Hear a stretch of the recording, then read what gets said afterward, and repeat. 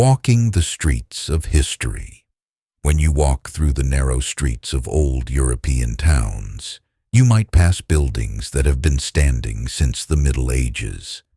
It's incredible to think that some of these houses have survived wars, fires, storms, and centuries of use, all without modern construction technology. So how did medieval builders create structures durable enough to last for hundreds of years? To answer that, we first need to understand the people who lived in them. Medieval society was shaped like a pyramid. At the top sat kings and queens, living in luxury, making decisions about wars and taxes, and basically being born into the medieval lottery. Below them were the nobles, who owned vast lands, hosted feasts, and sometimes rode into battle. The middle class included merchants, craftsmen, and guild masters.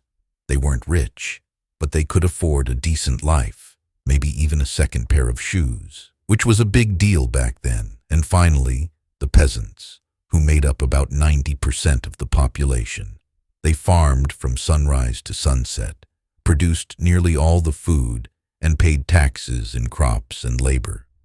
Life was tough, but without them, the entire system would have collapsed. Holding everything together was feudalism, a deal that went, "I'll protect you if you work for me."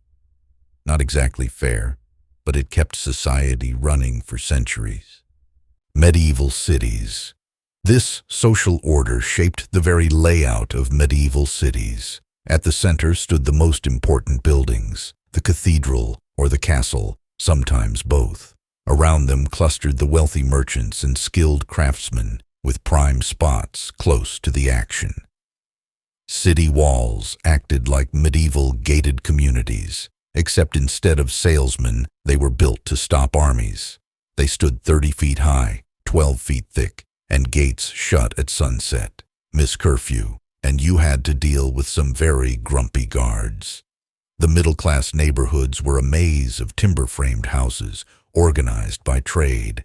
Baker Street smelled amazing, Tanner Street smelled terrible, and the blacksmith's quarter was deafening. On the outer edges, the poorest lived in tiny wooden shacks, crammed against the walls. Streets were noisy, crowded, and messy, doubling as workspaces, markets, and even animal pens. And fun fact, medieval cities had almost no planning. Streets formed naturally from foot traffic, which explains why European city centers today look like bowls of spaghetti. Middle-class homes now. Let's step inside a typical middle-class house. These homes were built with timber framing, big wooden beams filled in with wattle and daub, a mix of sticks, mud, and yes, animal poop. The ground floor usually had a shop or workshop facing the street. Behind it was a kitchen with a hearth that doubled as heating for the entire house. Smoke drifted upward through the rooms, so your clothes always smelled like barbecue. Upper floors held the living quarters. Privacy was rare, and entire families, sometimes with apprentices, slept in the same room on straw beds. One clever design was the jettied upper floor, where each story stuck out farther than the one below. This saved money on ground taxes, sheltered pedestrians, and created extra space without widening the street. Furniture was minimal, folding tables, storage chests that doubled as benches, and a single cooking pot worth as much as a cow. These homes were both living spaces and investments, often passed down or rented out like medieval apartments. And amazingly, many of these houses still stand today in cities like York and Strasbourg. So who built these homes? That was the job of the master carpenter, part architect, part engineer, part project manager. After years of apprenticeship, they oversaw everything from felling oak trees to assembling frames. Timbers were cut in winter, seasoned, shaped with hand tools, and marked with clever numbering systems. The medieval equivalent of IKEA instructions, but with fewer Allen wrenches. Frames were assembled on the ground, then raised into place with pulleys and teamwork. Whole neighborhoods joined in, turning construction into a kind of community event, with plenty of ale, of course. One brilliant trick was using green wood, which shrank as it dried, tightening the joints naturally.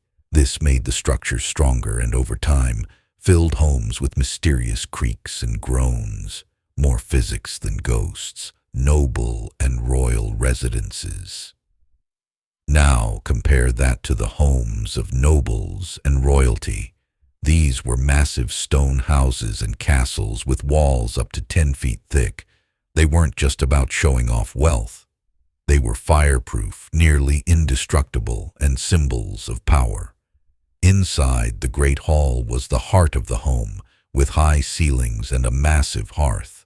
Servants filled the place, cooks, housekeepers, stable masters, even food tasters. Luxuries included glass windows, rich tapestries, and entire cellars for wine. Some even had primitive plumbing systems, with rainwater funneled through lead pipes. Not exactly healthy, but definitely advanced for the time. Peasant homes. And finally, the peasants. Their houses were tiny, often just one smoky room, about the size of a modern living room, shared with the whole family and their animals. Walls were wattle and daub made from whatever materials were nearby: mud, straw, dung, even bones. Roofs were thatched with straw and replaced every few years. Floors were packed dirt, sometimes covered with rushes. Furniture was minimal. Beds were straw pallets, and the central hearth was just a fire pit. Smoke found its way out through a hole in the roof, if it felt like cooperating. These homes lasted maybe 20 years before collapsing, but they were easy to rebuild. In a way, they were the most sustainable homes of all, fully biodegradable. From the humblest peasant hut to the grandest stone castle, medieval houses reflected not just architecture, but society itself. They tell us stories of hardship and privilege, of ingenuity and inequality, and of a world where people, no matter their class, built homes that still fascinate us centuries later.